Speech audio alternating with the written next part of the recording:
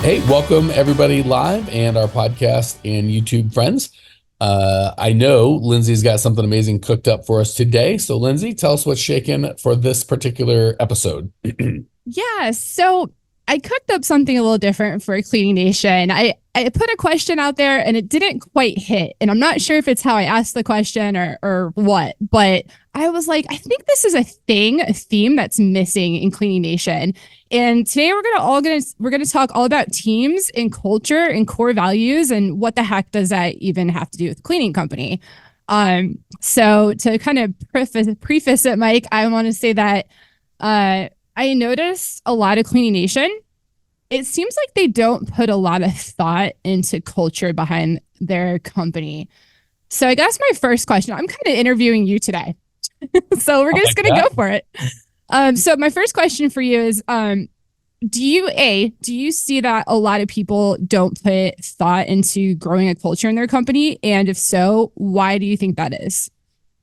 It's a really good question. So first I want to say, obviously there's two parts of our culture or there of our community. There's the people that are not clients that are, you guys listen to the podcast, the YouTube channel, and then obviously there's our clients. So for our clients, we get I get, you can tell me if you get a different look, Lindsay, feedback that the culture is one of the favorite things people get. So I don't think it's lack of value or lack of perceived value. And I think Cleaning Nation out there that's not our clients, it's not that they don't put thought into culture, it's that they don't know what to do.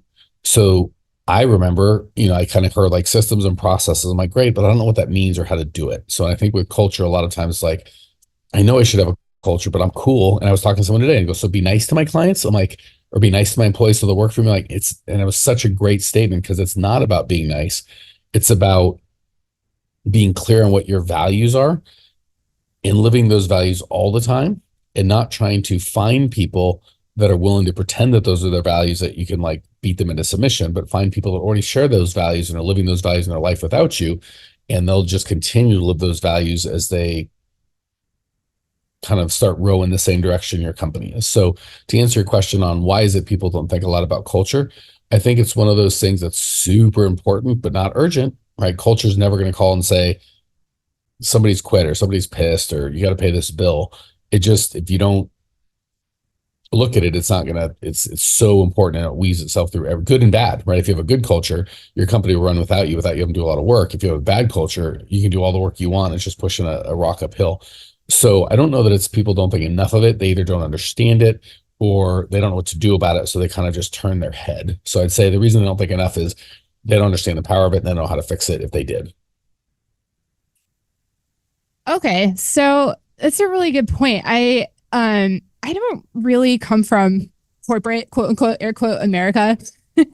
But I do know that a lot of corporate America, there's a trend, right, of them putting like these are our values and this is what we stand for. And you see that a lot. And so I think in a cleaning company, and feel free to correct me if you think I'm wrong, Mike, or have a different opinion, but we don't get exposed to that as much, like that type of thinking. So it feels like it's kind of foreign. And I just wanted to add, I remember when I joined your team and you were very clear about what your core values were, but you never said like, these are my core values. I don't think I actually heard you use those words until maybe a month or two into the company, and you were coaching and you said, yeah, our company core values are have fun, be real, make money, and help out. And it just clicked when you actually verbalized it because I never had heard you say it, but I was like, that's the difference. All the other jobs I worked before, the vibe was off. I couldn't put it into words, but I feel like it might help Cleaning Nation. That's an easy way to put it, right? Like catch your vibe. Like what are you about? So I just wanted to add that in there. I don't know if that helps. Well, let me respond because I have thoughts. I really appreciate you saying that, Lindsay. I think it was wildly helpful. So two things. One, I've been unemployed since I'm 50 and I've been unemployed since I was 23. So can't speak to corporate, but I see things and I hear things and I pay attention. And I don't think from my limited experience acknowledged corporate really, they talk about culture and they put their core values on the walls. And I do think Cleaning Nation kind of tries to knock that off. Like, well, I put my core values on my on the wall or on my email signature on a business card. And there we go. So we've integrated it. I think that's a very corporate way of looking at it because nobody really believes it. They're just crap. So without getting way too deep into it, most people come wanting to do aspirational values. So if I hired Lindsay and she's our customer happiness manager and I had aspirational values, I would have told her, be the best we can be, give our clients top-notch service, make sure everybody's happy no matter what. The customer's always right. And I'm not saying we don't believe some or many of those things, but Lindsay would have gotten pretty quickly like that's not really deep down. If I only had one or two or three things that I could pick, those would be my core. Those are certainly values I have, but not core values. So she'd pretty quick go, this guy's full of crap. Like he says one thing, but that's not what he lives. And I think that's a lot of the problem with corporate. So it concerns me when I hear people like, what are your core values? And they'll go like Lindsay, who's not the owner, goes, I heard have fun, make money, be real, and help out. And that resonated with me. I have owners go, I think it's have fun. And I know there's something about money. I think it's making like the owner doesn't god dang know it, right? You need your team to be able to like have fun, make money, be real, help out, but with your core values because it's their core values. So I want to encourage you. It doesn't have to be fancy and aspirational. Like aspirational will be like, imbibe a culture of community and communication so everyone feels valued. It's like, I don't even know what that means, right? Have fun, make money. Like there's no ambiguity as to what that means. So I just want to encourage you, Lindsay, I love that you got the vibe. And that's how you know you're doing culture right. When if someone hasn't heard the actual values, have fun, make money, be real, help out, they just get a vibe and they can't explain it. And then you say your values like, oh my God, that's it. That's why I love or hate this place. Some people that aren't a fit would go, man, that guy interviewed with me. And I was like, no way. Right. And then I go, have fun, make money, be real, help out. And I go, that's why it was super loosey goosey. And, he might call it fun. I call it unprofessional. It wasn't for me. Like, you're doing core values, right? When you say them, like, that's what I've been trying to, that I felt something funky and I could, good or bad. And I couldn't put my finger on it, but you nailed it. So sorry, that just put me off on a rant, but you said it so eloquently, Lindsay. Rant away, rant away. Actually, that kind of goes into my next question or observation, if you will. So once we explain core values and get into all that, I feel like sometimes in Cleaning Nation, we'll have owners say to us, well, I'm just hiring for cleaners. It's just a low paying job. Do I really care if they have these core values? Like, does it really matter? They're just scrubbing toilets. So I'll just hire warm bodies. And Mike, I know you say this is a bad idea, so I'm just going to let you rip it apart. Why is that a bad idea just to hire a warm body without your core values? Let me steel man or stand up for Clean Nation for a second, because I don't think quite that cavalier, right? All right. And you weren't wrong, but I think it's just a little more nuanced. That you were kind of saying it in a black and white way, and I think there's a little more gray. So what I think they're really saying is, yeah, I want the best people, but I need somebody, and I'm going to have to clean, and I don't. And if I'm honest, I really don't know. I just get a good vibe or not a good vibe, right? And I don't know how and I what. So it's not that they're cavalier, like, screw it, I just need a cleaner, I don't care. It's they're like, yeah, I want someone that's a good culture fit, but I don't even know what that means or how that looks. So that's why the first thing we do and get people in is we get their core values going, because a lot of people think they have their core values and they hire according to them, but it doesn't work because it's not really their core values, and then everyone else sees it as not their core values. And the whole thing is just this big parade that I pretend that we're all into this and Lindsay pretends, but that's not really what I'm into. And that's not really what she's into. And then when it, core values are what you do when nobody's looking, right? Like I want to have fun, make money, be real, help out. When Lindsay doesn't know what I'm doing or care, or you guys don't know, like if you saw me at dinner with my friends or family, you'd be like, that's a dude that generally likes having fun, making money, being real, helping out. And none of us are perfect, right? Obviously I'm not fun sometimes and I don't make money sometimes and I don't help out. Like I violate all of them. But if you spend a week with me, you go, yes, overall, those are currents that run through. So to be fair to Clean Nation, I think they don't have clear core values that they believe in, and they don't know how to, therefore they can't hold people accountable to them because it's not really them. So it's not that they're like, I just need a warm body. I think they're just unable. That said, the reason that's such a problem is if we're just honest with one another in the cleaning business, which is a great industry. So please don't hear me knocking it. I love the cleaning industry. I could have coached a lot of things. I coach you guys because I love owners of cleaning companies. You're just the best. And the industry is a great industry, right? Like I've had a car dealership, I've had other businesses that I would consider much sexier than the cleaning industry, other than coaching, because I love coaching. But if you take that out and I had to start a business today and it had to be one of the businesses I've already done, it would be the cleaning industry. So it's a great industry. That said, at the end of the day, we're asking low wage people, and they're not low wage because they have abilities beyond that typically. They're low wage because this is the abilities that they've cultivated for themselves at this point in their lives. So typically that comes with some baggage, right? Maybe a little less reliable. Maybe, there's a reason they're not making more money.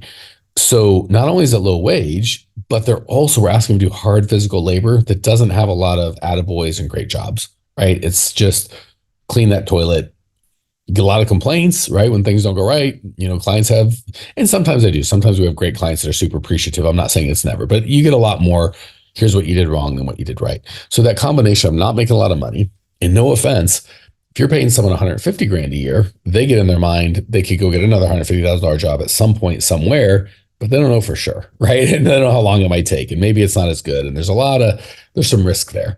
But when you're paying someone 15, 20 bucks an hour, depending on your area, they know, and they could have another job tomorrow. And if they just cared about money, they could probably make more money. I'm not saying 30 bucks an hour, but you're paying 18.50. They could probably go get a job for 19.50. You're asking them to clean toilets. They could have a job where they're sitting in air conditioning doing nothing.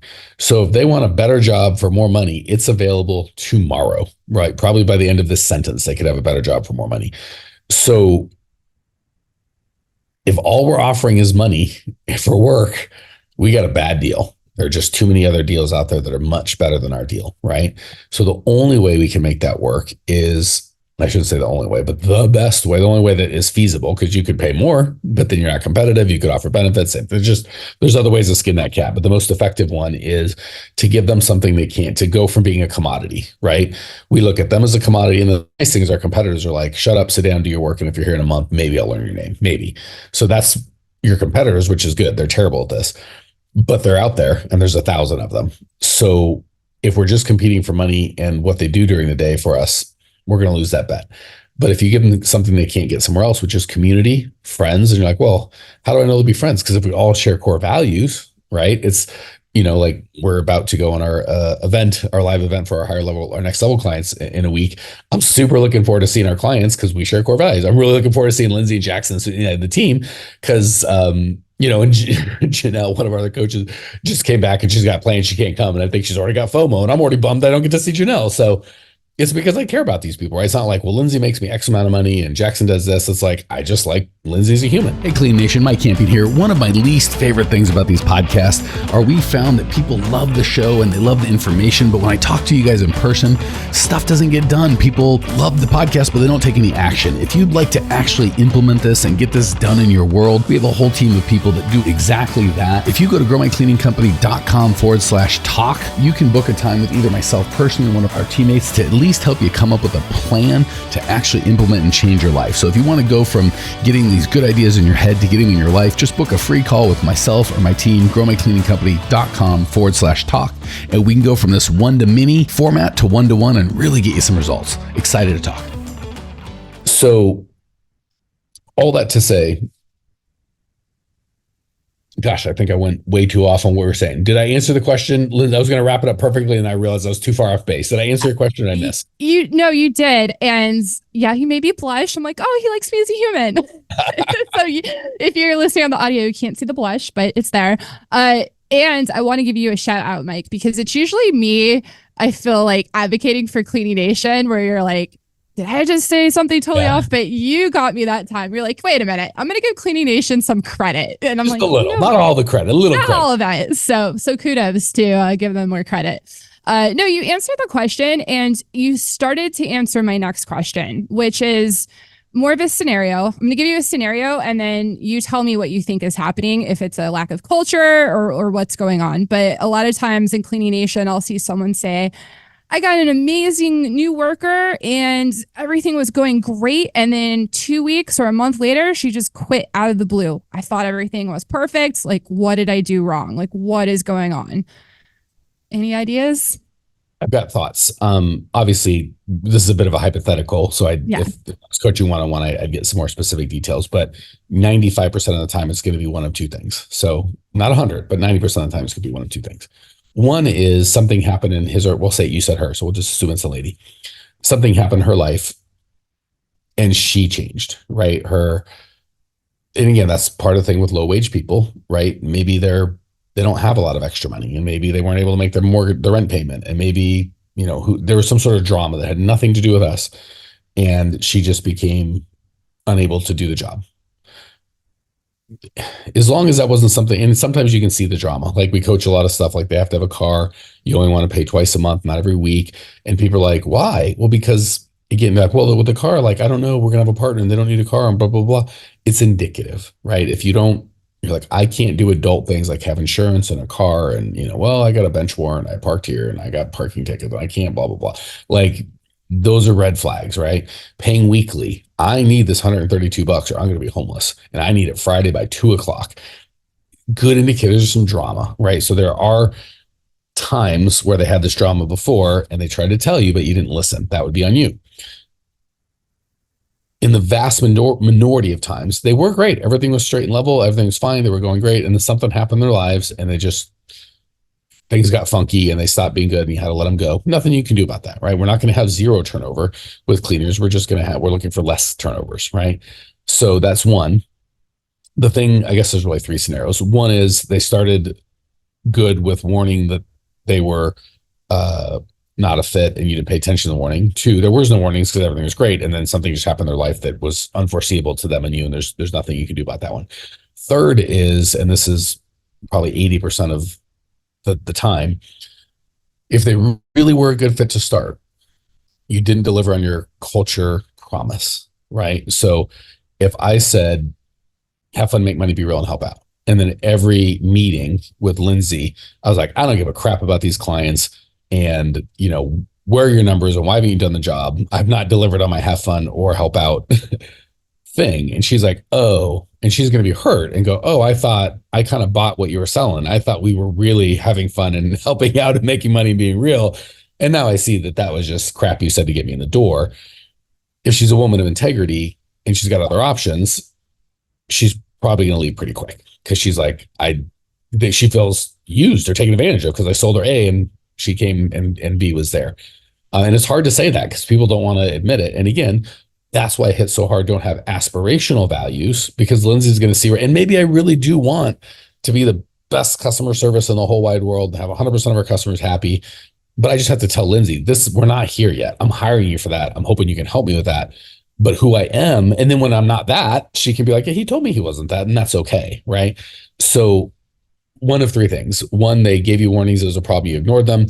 Two, there were no warnings because nothing was wrong, and they something changed in their life and it just didn't make sense anymore. Or the vast majority of the time, it's three, which is you made a core values promise that you didn't deliver on, or they really never were a core values fit. And it just took a month for them and you to figure it out. So could be lots of different things, but 80% of the time it is some sort of core values mismatch. All right. You did a great job outlining that for a very broad hypothetical question. Every now and again, I'll get one. Not always. Every now and again, we'll knock it. All right, Mike, we got time for one more, I think. And this next situation, we'll call it, because it's just such a good example. I actually grabbed it from our alumni group, and one of our members in there had a situation where she has a great candidate, or she just hired someone, or she was about to hire the person, excuse me. Great candidate, absolute core value match, but there were two problems. And the business owner was wondering if she should bend her requirements to match a good core values fit. So I'll give you a little more detail here. So everything was great, except she wanted to work 3 days. And the owner's like, I don't have that much work right now. And she was asking $3 over the owner's maximum price to pay per hour. So my question to you is, do you ever bend, or do you recommend bending or making exceptions to your own rules when it's such a good core values fit? So representative, Lindsay, what we deal with. So I'm hearing Clean Nation go, yes, that's the kind of crap I want to know. And I don't know about Clean Nation as a whole, but our clients are absolutely, we talk about that every day, all day. So I don't like using the word never, because never is almost never the truth, right? So I cannot think of a universe where I would bend my policies to meet someone, even if it was good. I shouldn't say a universe, but rarely, if ever. Now, that said, the scenario you gave me would never happen. And let me tell you why. I don't think that is a core values fit. So, and I guess there's core values. There's basically, do they have the skill set, and are their core values match, and do they want to do the job? So they don't have the skill set. If they're like, and I shouldn't say skill set. I need someone Monday through, say it's residential. I need someone Monday through Friday available for 2 houses a day or one big house, generally starting around 8, generally being done around somewhere between noon and 2, right? Pretty simple.